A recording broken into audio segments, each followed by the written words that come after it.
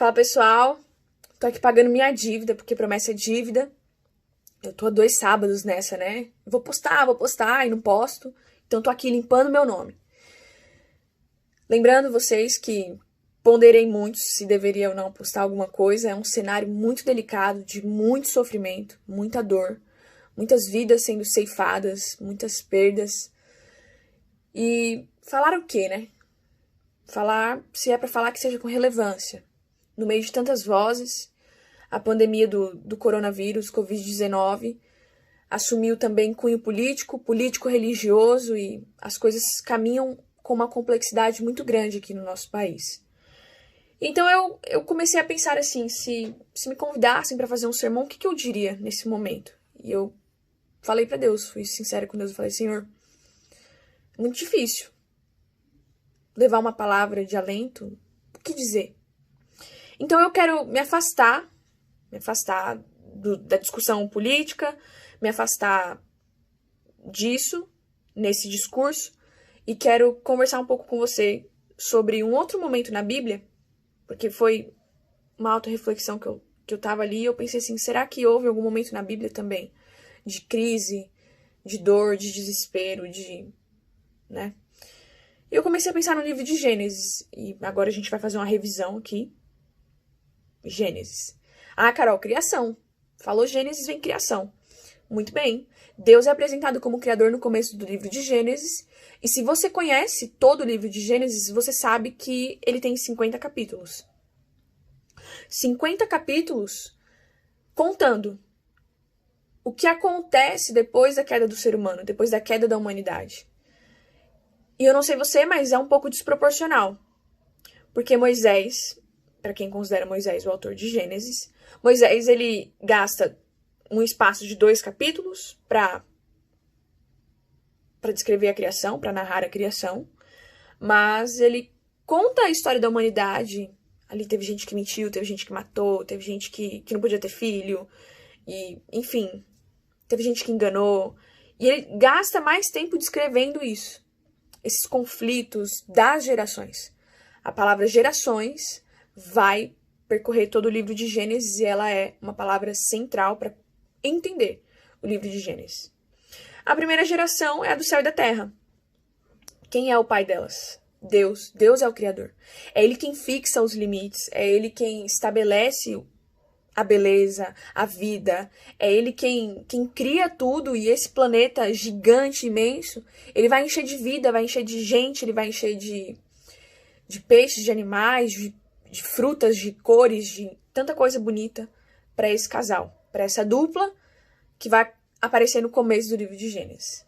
Mas você conhece a história, você lembra que Adão e Eva, eles vão cruzar o limite e eles vão colher a consequência, que é a morte. Em seguida, você tem uma realidade muito dura a sendo já revelada. Não é uma realidade floreada, não é mascarada. Você tem logo em seguida que o casal sai do jardim, você tem o irmão Caim, o irmão mais velho, que mata Abel. E isso não é ocultado logo em seguida. E ali você tem a geração agora de Adão. Em seguida você tem a geração de Caim no capítulo 4.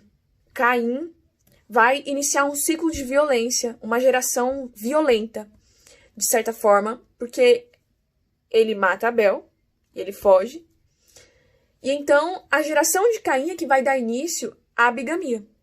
E em seguida você tem o filho dele, Lameque, que vira para as 2 esposas e fala assim: um homem me feriu, deixa eu ver aqui, está certo. Matei um homem porque ele me feriu, e um rapaz porque me pisou.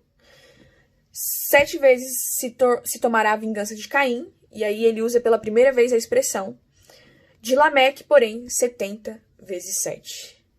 E então é interrompida a narração da geração de Caim, e começa agora a narrar quem é a descendência de Adão. A descendência que segue, a geração que segue, invocando o nome do Senhor. Você tem então Gênesis 5. E em seguida, ali aparece, né? Uma lista de nomes que você colocava seu filho de castigo, ajoelhado no milho, lendo aqueles nomes. Eu sei. Ou você pulava no estudo bíblico. Eu sei também. Eu sei disso. E então, aparece Enoque, que anda com Deus e Deus o leva para si, e aparece Noé, que vai trazer descanso, né? Dessa terra que o Senhor amaldiçoou. Noé vai nos trazer consolo. E Gênesis 6, que começa então, Deus descrevendo a violência que há na terra, que o coração do homem é todo é somente mal, e ao invés de seguir a ordem de Deus, cresçam, multipliquem-se, espalhem sobre a terra, a humanidade ela consegue ajuntar muita violência. O capítulo 6 vai falar que há violência no coração do homem. Há muita violência, a ponto do narrador não descrever essa violência, mas a ponto do narrador descrever o sentimento de Deus. Deus olha para a humanidade e fala assim, não foi para isso que eu criei vocês. E aparece um homem que encontra graça diante dos olhos de Deus. Esse homem é Noé. Deus, então, agora ele começa um plano. Na verdade, o plano começou em Gênesis 3, quando ele disse, da mulher vai ter uma semente que vai esmagar a cabeça da serpente. Deus vai executar esse plano. E Noé agora precisa entrar num negócio meio louco, porque construir um barco, fazer uma pregação dizendo, olha, vai acontecer chuva. Para uma galera que nunca viu chuva, você imagina o quanto que Noé não foi zombado, o quanto que Noé não foi tido como louco, ok? E a pregação de Noé, ela só tem 8 pessoas que atendem essa pregação. Imagina a frustração, né? Só tem 8 pessoas que atenderam esse sermão. Mas a gente vai falar disso hoje. Continuando. A terra está cheia de violência, Deus vai mandar um dilúvio, Deus precisa intervir.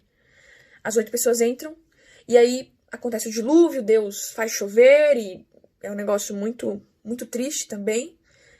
E então, tudo passa. Você lembra da história, o sinal, a aliança, o arco-íris. E Noé, então, planta uma vinha. E Noé é o lavrador da terra, é uma espécie de novo Adão, um novo recomeço. Deus está refazendo. Só que então, Noé se embebeda. E o filho vê Noé nu e chama ainda os outros irmãos, e ali acontece de novo uma treta, e eles se espalham sobre a terra. Só que tem uma galera que vai sair daí, que eles não querem se espalhar. Pelo contrário, eles querem fazer um nome para eles, e eles então fundam uma cidade. Você conhece a história, Gênesis 11, eles fundam uma cidade, e nesse momento, eles querem fazer um nome, e não querem ser espalhados. Deus desce, Deus intervém. E Deus espalha eles sobre a terra, porque também a ordem de Deus, tudo que Deus pede é para a vida. A vida é perpetuada mediante a obediência. Quem obedeceu entrou na arca e viveu. Se Adão e Eva não tivessem comido do fruto, eles não teriam morrido. A vida é perpetuada através da obediência. Isso é bíblico. E então, você tem agora Deus escolhendo um casal, Adão e Eva não mais. Abraão e Sara. Só que a mulher é estéril, e Deus vira para eles e fala assim, eu vou dar um filho para vocês, e de vocês vai sair uma grande nação, e a nação de vocês, os filhos de vocês, a geração de vocês, serão benditas todas as famílias da terra. E no começo, né, Deus vai dar uma descendência, mas a mulher é estéril, e Gênesis vai contar como vai ser isso. Só que eles ficam velhinhos, e aparentemente esse filho não vem. E você lembra que dessa família, então, nós temos Abraão, Isaac e Jacó. E eles vão ter vários conflitos. Jacó engana o pai, depois ele foge, vai morar com Labão engana ele. E aí eu quero adiantar agora para o final do livro de Gênesis, que também é bem longo, é extenso o final do livro de Gênesis. Você tem lá um indivíduozinho chamado José. Você lembra que José recebe um sonho, você lembra que José é vendido, você lembra que José é lançado no fundo do poço. E quando ele sai de lá, ele é vendido e vai para o Egito.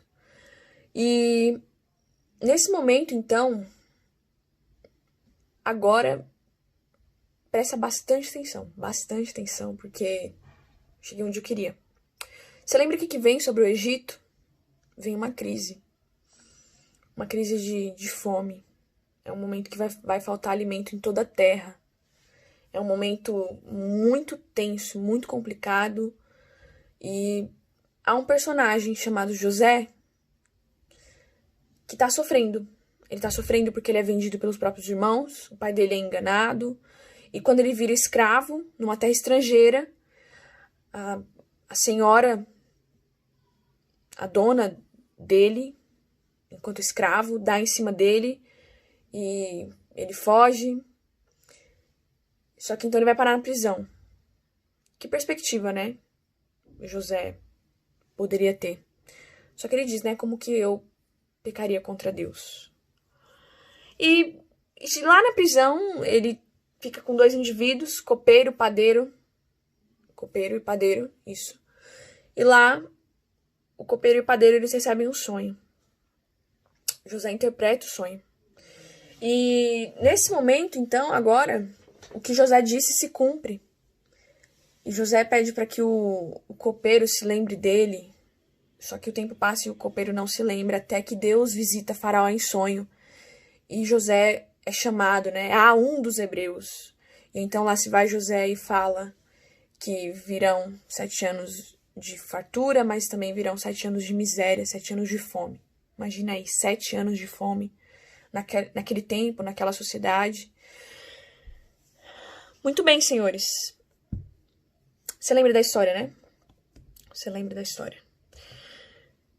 Os irmãos aparecem pedindo comida para José. E Gênesis 45, versos 5, 7 e 8. Você lembra o que José fala? José faz toda aquela trama, né? Pra ver se os irmãos estão falando a verdade, se o pai tá vivo, se tem um irmão mais novo, coloca o copo. E Gênesis 45, verso 5 fala assim. Quando José encontra com os irmãos dele, ele diz: Agora chegai-vos a mim, e chegaram-se. Eu sou José, vosso irmão, a quem vendestes para o Egito. Agora, pois, não vos entristeçais, nem vos irriteis contra vós mesmos, porque por me haverdes vendido para aqui. E aí ele diz assim, porque para conservação da vida, ele diz, Deus me enviou adiante de vós. E aí ele continua no verso 7, Deus me enviou adiante de vós, para conservar vossa sucessão na terra e para vos preservar a vida por um grande livramento. Assim não foste vós que me enviastes para cá, e sim Deus. Isso para mim é o ponto mais alto da história de José. É um ponto, inclusive, de cunho emocional, assim. E espiritual, obviamente. José finalmente não é mais um menino sonhador. Agora ele se tornou quem Deus queria que ele se tornasse. Ah, Carol, você tá falando do cargo político? Não. Não tô falando do cargo político. Pelo contrário, ele entende o plano, ele entende a situação e ele fala para os irmãos, não se entristeçam, foi Deus que me enviou para cá para conservar a vida. E ele insiste nisso, Deus me enviou para cá. Só que o tempo passa, você lembra? Jacó morre. E a gente está agora no final do livro de Gênesis. Jacó concede a bênção para os filhos e os filhos, após viverem todo aquele processo de luto, de embalsamamento egípcio, agora José, eles viram para José e falam assim, ó, a gente está aqui como teu servo. E José pega de novo agora no capítulo 50, no verso 19 e no verso 20. José pega e diz assim para eles, não temais, acaso estou eu em lugar de Deus? Vós, na verdade, intentastes o mal contra mim. Porém, Deus o tornou em bem. Meu, para tudo. Dá um bug na minha cabeça. Dá um assim, ó. José só é capaz de ter esse diálogo com os irmãos porque ele entende que era Deus. Que era Deus que tinha um plano e que Deus estava, através da vida dele, executando muitas coisas boas. Carol, o que isso tem a ver com o coronavírus? O que você está querendo dizer? O que eu estou querendo dizer é o seguinte, não só da história de José, mas todo o livro de Gênesis. É que a gente não tem um Deus que nos abandona à mercê do pecado, e eu não estou falando agora do ato exclusivo ou de pecados exclusivos. Eu estou falando do reino do pecado. Porque admitamos ou não, o coronavírus veio... Não só o coronavírus, está tão na minha cabeça, né? Não, qualquer desgraça, qualquer miséria. Você vê uma criança fazendo hemodiálise, você vê o hospital do câncer com aquelas criancinhas com a cabeça raspada. O pecado, ele é um reino de sofrimento e dor. Então, nesse momento agora, José vira e fala, Foi para a conservação da vida que Deus me mandou. Então, no grande plano que Deus tem de lidar com o pecado, José entende qual é o papel dele. José entende que há um plano e que Deus está executando o seu plano. Então, aqui eu tiro uma lição para esse momento, e a lição que eu tiro é: Deus não precisa da validação humana para que ele faça, para que ele cumpra os seus desígnios. Antes de nós, ele já era. Era ele estabelecendo dia, noite. Era ele estabelecendo cada estrela em seu devido lugar. Era ele estabelecendo sol e lua. Antes de nós, era ele. É ele quem mantém os planetas em sua perfeita órbita. E Deus não precisa da validação humana para cumprir os seus desígnios e os seus propósitos. É a primeira lição que eu tiro quando eu olho para o livro de Gênesis. Pelo contrário, apesar da humanidade falha, pecadora, violenta, Deus ele insiste em cumprir os seus propósitos. E a hora ele concede graça, a hora ele chama um casal de velhinhos limitados e ele vai usando os seres humanos no seu grande plano. Então a pergunta que fica é: quem sou eu? Quem sou eu no plano que Deus tem? Quem sou eu no plano que Deus tem? Eu já entendi o meu lugar no plano que Deus tem? Eu já entendi quem eu sou no plano que Deus está executando? Lição número 2 que eu aprendo, olhando para o livro de Gênesis, em especial agora para a história de José. Deus não precisa do olhar humano para provar que está agindo, para provar que está fazendo. Como assim, Carol? Quem olha de fora para a história não vai perceber Deus como personagem. Deus permite José ser vendido. Deus permite José ser assediado e ir parar na cadeia. E se você se coloca no lugar de José, Deus é aquele que fala com o copeiro, com o padeiro. Deus é aquele que fala com o faraó, mas em nenhum momento Deus para explicar para José o que está acontecendo. Então José poderia pensar assim: poxa vida, Deus esqueceu de mim, poxa vida, Deus me abandonou. Mas não, você vê que José aqui ele se coloca como aquele que entende que apesar de toda a maldade, apesar de uma situação horrível, Deus tinha um plano para conservar a vida. Deus tinha um plano para conservar a vida. Então por trás dos bastidores há um Deus que não está brincando comigo e com você. Um Deus que tem um plano e que apesar das limitações, de todas a maldade, de todo o pecado, de todo o conflito que existia, e você vê isso nas gerações, nas famílias, Deus não se esquiva da realidade de nenhuma delas. E Deus trabalha com cada um dos personagens. Ora usando as limitações, ora indo atrás dele quando eles fogem, ora... Enfim. Deus ele não precisa do olhar humano para provar que está agindo. Quer a gente veja, quer não. Deus está agindo. E a última lição que eu tiro aqui é no verso 24, do capítulo 50, quando José diz assim: eu morro, porém Deus certamente vos visitará e vos fará subir desta terra para a terra que jurou dar a Abraão, a Isaque e a Jacó. E aí José faz os filhos jurarem, dizendo: levem os meus ossos quando vocês saírem dessa terra, porque certamente Deus vos visitará. Então, aquele período de crise, aquele momento, anunciava a visita de Deus. E já faz um tempo que o nosso mundo está em crise. Já faz um tempo que o nosso planeta está numa grande crise. Uma crise moral, uma crise espiritual, uma crise emocional. E agora uma crise viral. E às vezes quando o sofrimento ele não... C.S. Lewis vai falar isso, que o sofrimento é o megafone que Deus usa para se comunicar com os seus filhos. Mais ou menos assim, eu não lembro agora exatamente a citação. Eu não tenho todos os porquês também, porque no meio de toda essa desgraça, muita gente está morrendo. Mas eu acho que essa é a beleza da vida com Deus. Enquanto a vida em comunidade, o pastor, o pregador, ele traz algumas respostas quando a gente se junta para ler a Bíblia.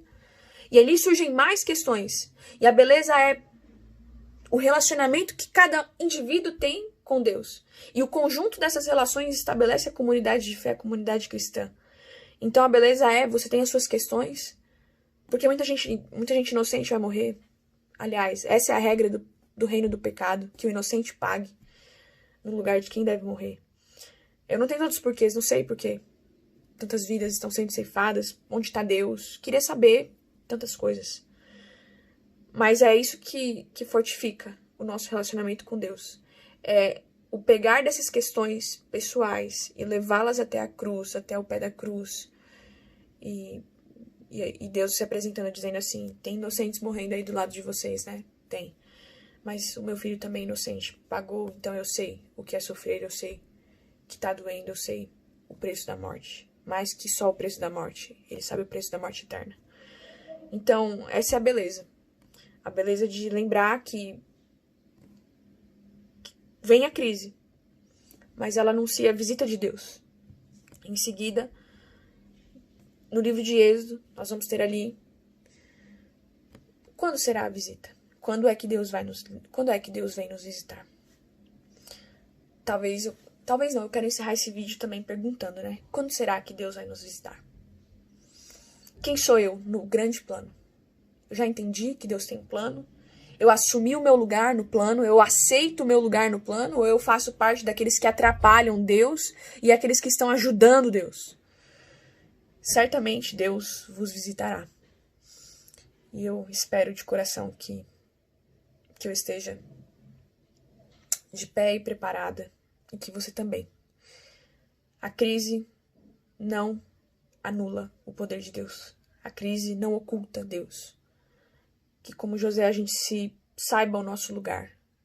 Que apesar da dor e do sofrimento que cerca a nossa história, que a gente saiba entender que Deus está por trás, mexendo as peças, movendo para a preservação da vida. Que Deus te abençoe muito. Forte abraço.